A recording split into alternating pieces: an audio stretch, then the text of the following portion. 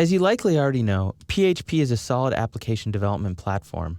It provides services for handling email, interacting with databases, and a lot more. Because of its power and flexibility, it's easy to get in there and start coding your application. So what is a framework and why use it? Let's have a look. Coding in straight PHP can work, but if you're not careful, you can end up with spaghetti code. Long lines of code that have multiple interactions and typically have HTML code interspersed within them. It's easy when you're writing in straight PHP to do redundant work. That is, to have multiple PHP files that essentially do the same thing. When you go to make changes, you're then going to end up having to change both of these files for everything to work correctly. Without any solid form of organization, it's easy to have files here and there and not really know how your application is organized. If you're not careful, it can be difficult to reuse the code that you've set up for yourself. If you change one thing, there's always a good possibility that you'll break something somewhere else.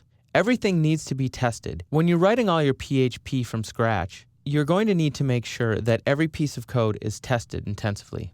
When you're working in PHP applications, if you don't have a granular structure, it can be difficult to have a team of developers working on the same code base. Frameworks can provide some help. More than anything, they provide a recipe for creating clean and organized code.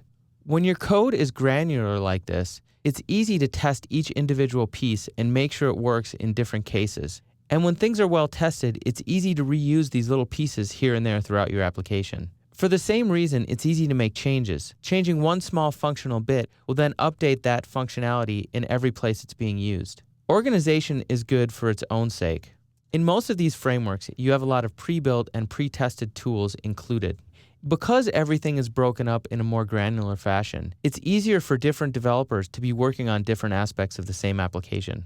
The question is, should I always use a framework? You don't necessarily need to. If you're developing a smaller application, sometimes breaking up the code can end up meaning a lot of little steps when you're really trying to do one simple thing. Learning each of these frameworks requires a bit of time. There's different constructs to be learned, and how they organize the code. Everything is going to have to be understood in order for you to get in there and work quickly. There's no benefit necessarily to over-organizing your code. If you have a small application with a few different aspects, there's probably no need to break it up into a million pieces. The end result is that in an application using a framework, we have our code broken up in a fashion that's more organized, it's easier to reuse, and it prevents us from redundant programming. We can test these smaller pieces. We can get a head start using services included in the framework.